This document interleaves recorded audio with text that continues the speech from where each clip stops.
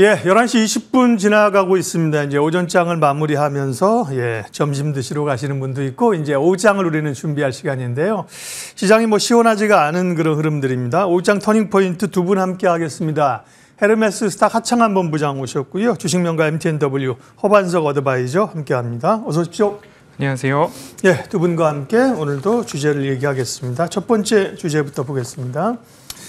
예, 시장이 좀 이제 빠르게 좀 올라갈 때가 됐는데 주춤주춤 계속하고 있는 상황이고요. 국내 증시가 글로벌 증시, 미국 증시, 일본 증시 대비해서 더 부진한 모양새입니다. 하창한 본부장님, 왜 그럴까요? 일단은 수급적인 부분이 좀 뒷받침이 잘 안 되고 있다라고 보시면 될 것 같습니다. 예. 미국 증시야 워낙 유동성이 풍부하니까 아무래도 우리나라 대비했을 때 이런 이슈나 이런 되돌림도 좀 빠르게 나올 수 있겠다라고 보시면 될 것 같고, 최근에 우리나라 같은 경우에 거래 대금도 이전보다 좀 상당히 많이 줄어든 상황이고, 특히나 이제 외국인의 수급은 상당히 좀 피곤하게 만들고 있는 상황입니다. 그래서 좀 더디게 움직이고 있다라고 보시면 좋을 것 같고, 우리가 또 상반기까지만 하더라도 파생해서 이제 원웨이장이 좀 많이 만들어졌었거든요. 특정한 부분으로 좀 수급이 많이 쏠리면서 굉장히 좀 계속적인 상승 기조가 나왔고, 그다음에 현선물의 베이스차 이런 것들에서 상당히 많은 힌트들을 얻을 수 있었는데, 최근에는 선물 같은 경우는 이제 수급은 들어오는데 현선물 붙여놓는 상황에서의 좀 물음표를 만들어 놓고, 또 이제 풋옵션과 콜옵션을 동시에 매도를 하면서 이제 가두리 양식장을 만들어 놨거든요. 그래서 위아래 상하단을 정해 놓고 이제 그 안에서 순환매를 돌리는 시장이 만들어지다 보니까 대형주들이 크게 못 움직이고 이제 특정 테마나 순환매 장세로 빠르게 자금이 돌고 있죠. 그래서 시장에서는 상한가 종목도 많이 나오고 상승 종목 수도 좀 제한적이지만 특정 부분에서 굉장히 강해 보이지만, 이게 뜯어놓고 보면은 대형주가 주도한 시장이 아니라 이런 이슈나 테마적으로 움직이는 시장이 만들어지고 있다라고 보시면 될 것 같습니다. 그래서 그런 것들이 전반적으로 국내 증시를 좀 피곤하게 만드는 부분이라고 보시면 좋을 것 같고, 결국엔 잭슨홀부터 시작해서 여러 가지 이런 모멘텀들이 결국엔 우리의 그 대형주들을 좀 움직일 수 있는 그런 요소들이 만들어져야 증시에서의 일부 방향성을 잡지 않을까라고 생각을 하고 있습니다. 네. 허반석 의원님은 어떠세요? 중소형주 순환매 장세 대체로 동의하시죠? 예. 그렇습니다. 그럼 전략은요? 네. 글로벌 증시가 8월 초 급락분을 대부분 만회를 하는 모습입니다. 우리가 흔히 얘기하는 기술적 반등은 피보나치 수열상 61.8%를 빠르게 회복을 하고, 61.8%를 추가적으로 회복을 한다면 V자 반등으로 정의를 해볼 수 있겠죠. 지금 V자 반등에 근접한 반등 흐름들이 나온 이후에 미증시나 유럽 주요국 증시나 5일선을 지지하는 흐름들로 마감을 한 상황입니다. 앞서서 말씀 주셨듯이 우리나라 증시 거래 대금이 늘지 못하고 있는 상황입니다. 그렇다 보니까 전 섹터, 시장 전반에 걸친 상승은 이미 8월 급락 이후에 기술적 반등으로 마감이 되는 수순을 밟고 있는 상황이고요. 그러다 보니까 현재 구간에서부터는 여기가 오르면 저기가 오르고, 저기가 내리면 다른 쪽이 올라가는 시소게임, 풍선의 한쪽을 누르니 풍선의 다른 쪽이 올라가는 모습들이 지속적으로 반복되고 있는 모습입니다.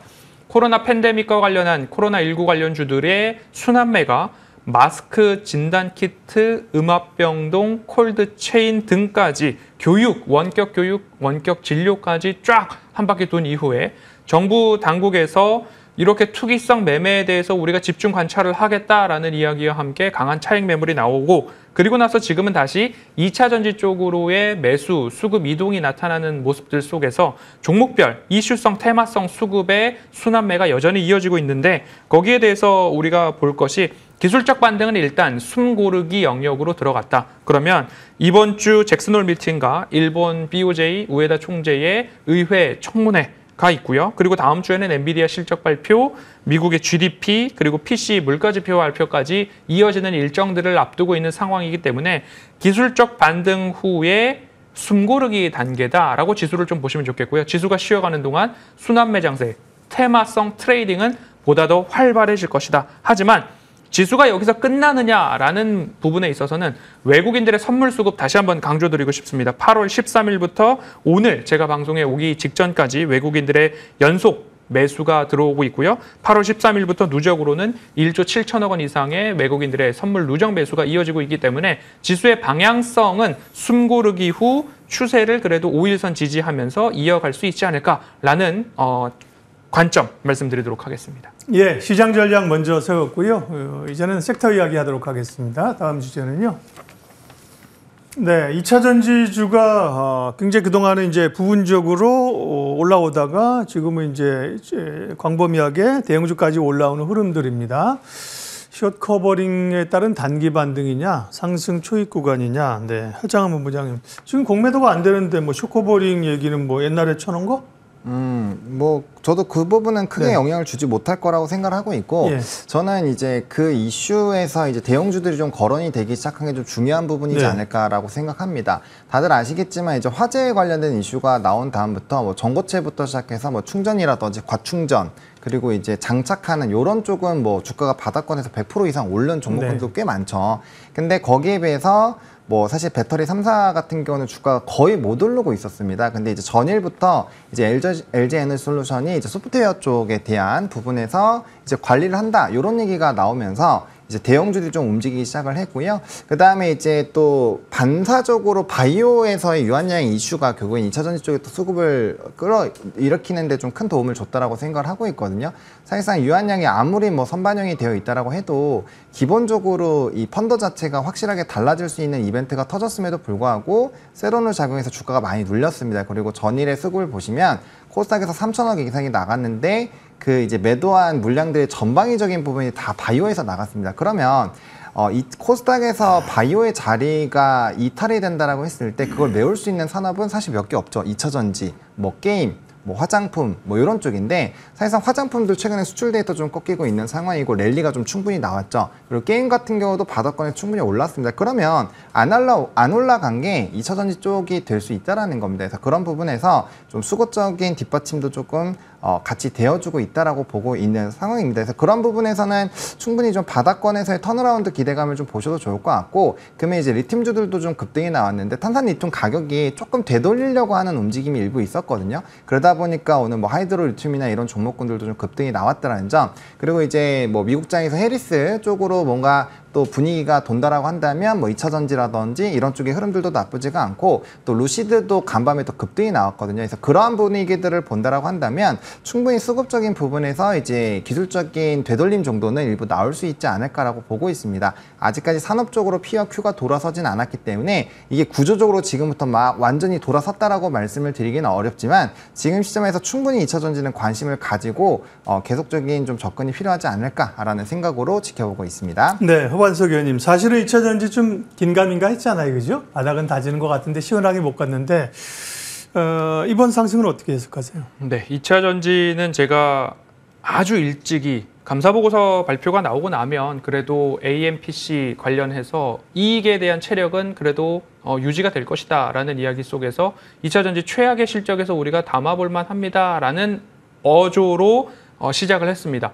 그러면서 2차 전지는 최악의 실적에서 주가도 최저점일 것입니다. 왜냐하면 반도체도 마찬가지로 감산, 라인 중단 이러한 이슈들이 나올 때 최악의 실적에서 주가 지수가 최저점을 기록했기 때문에 같은 맥락에서 2차 전지도 이 즈음 된다면 최저점에서의 반등을 시도해 볼 수 있겠습니다. 그런 기술적 반등에 대한 투자 포인트도 말씀을 드려왔습니다. 그리고 2차 전지에 대해서 우리가 투자 포인트를 잡는다면 배터리 셀 3사도 괜찮겠지만 미래 먹거리, 그리고 우리가 아직 정복하지 못했던 전고체 배터리와 관련된 이벤트들을 말씀을 드리면서 7월 11일 목요일 LG에너지솔루션의 실적 발표가 쇼크로 나왔음에도 불구하고 주가가 떨어지지 않았다. 그 이야기는 더 이상 매도에 대한 물량보다는 하방 지지에 대한 모습들이 더욱더 강화되고 있다라는 이야기를 말씀을 드렸습니다. 그러면서 전고체 배터리 선호주로서 이수 스페셜티 케미컬, 한농화성, LG에너지솔루션 각각 언급을 드렸었던 기억이 있습니다. 좋은 흐름들이 다행히 나타났고요.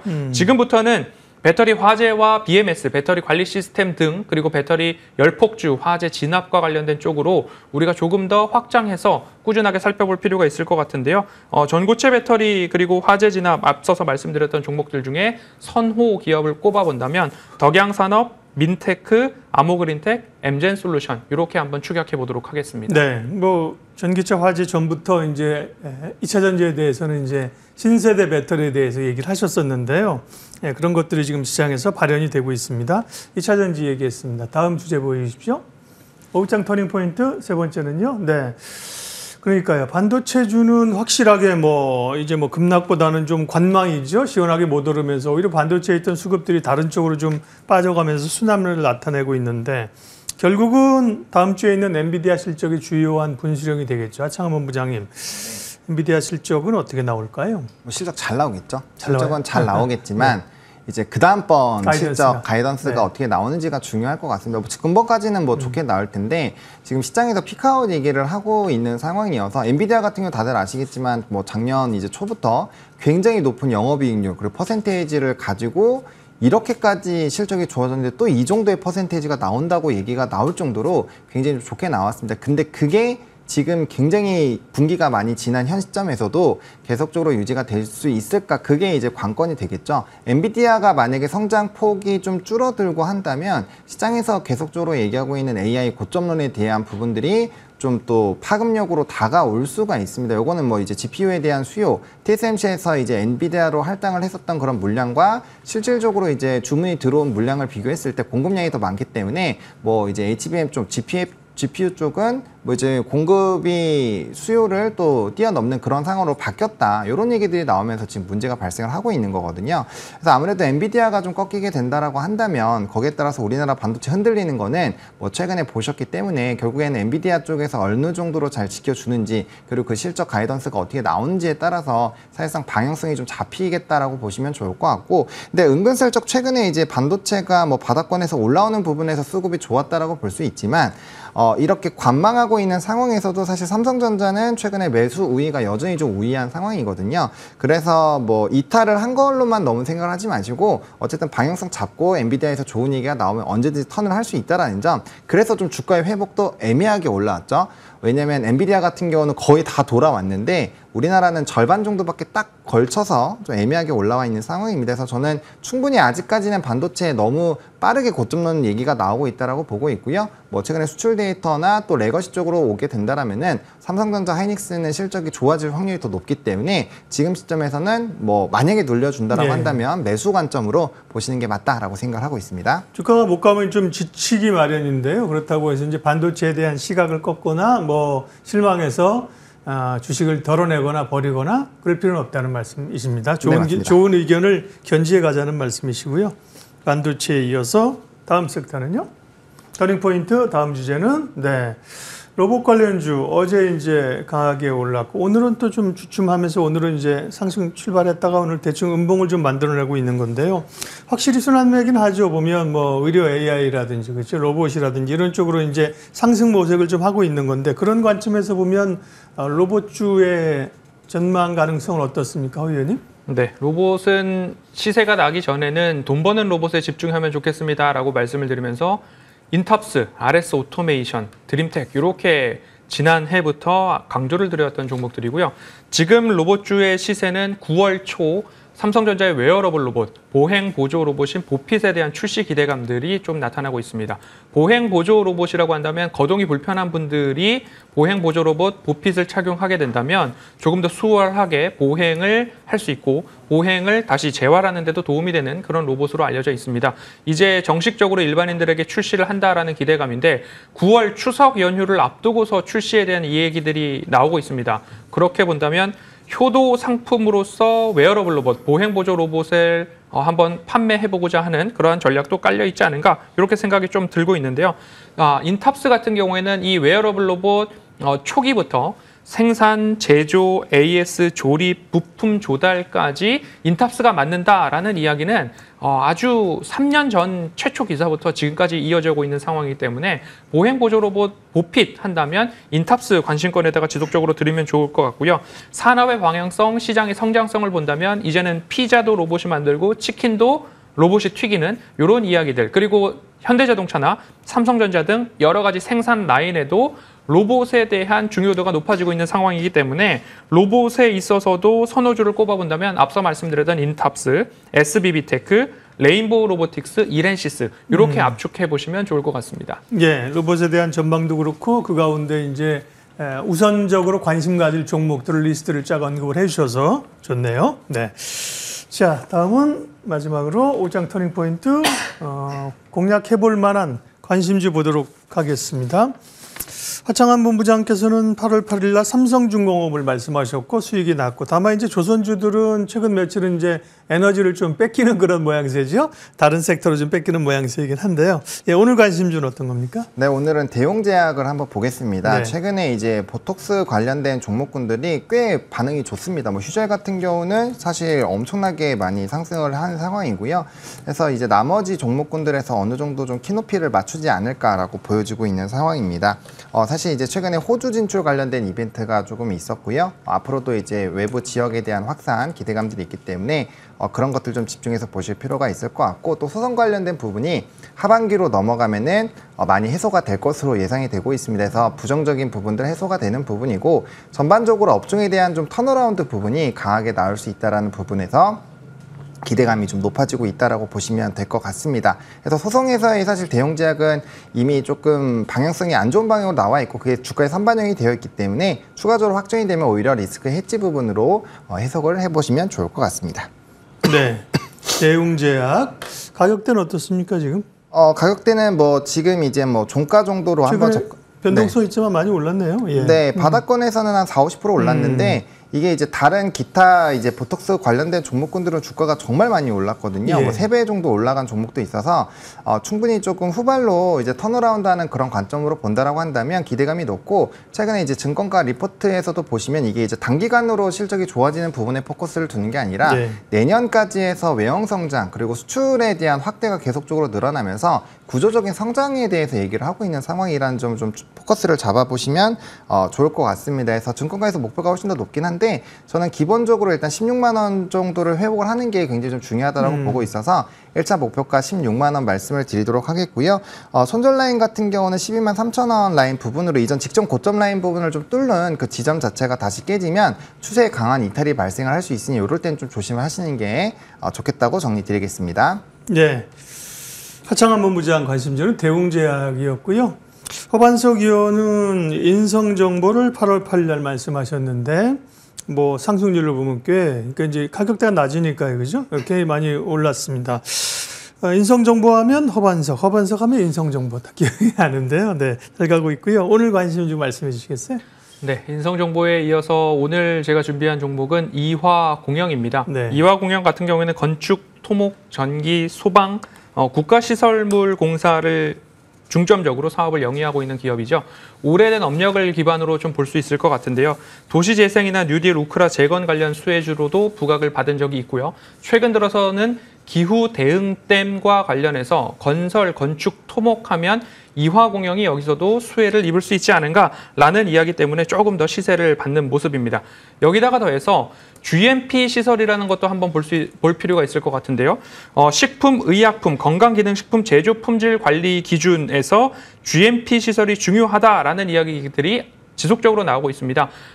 미국 FDA에서 승인한 GMP 시설은 CGMP라고 하는데 이 CGMP 기준에 부합하는 시설을 건설할 수 있는 기업 중에 하나도 이화공영이다. 보령제약의 이 CGMP 공장을 2019년에 준공했던 이력이 있습니다. 그러면 두 가지 모멘텀이 있죠. 기후 대응댐과 관련된 주민공청회가 어제부터 30일까지 이어집니다. 기후 대응댐에 대한 모멘텀 하나, 그리고 CGMP, 생물보안법을 포함해서 우리나라의 CDMO, CMO 기업들에 대한 증설에 대한 문제들이 조금 더 부각될 수 있기 때문에 이화공영에 대한 관심도 높여볼 필요가 있겠다. 차트, 추세 저점이기 때문에 다시 한번 시세에 관찰해 볼 필요가 있겠다라는 말씀과 함께 목표가는 4,000원, 손절가는 3,100원 말씀드리도록 하겠습니다. 네. 지난번에 반도체 공장하면 예를 들면 신성이엔지였나요? 뭐 이렇게 이제 할 수 있는 것처럼, 그러니까 제약 공장, 의약품 공장은 뭐 아무나 뚝딱 지을 수 있는 건 아니잖아요, 그죠? 기준을 할 수 있는 그런 쪽에도 특화가 되어 있군요. 이화공영 관심주로 말씀해 주셨습니다.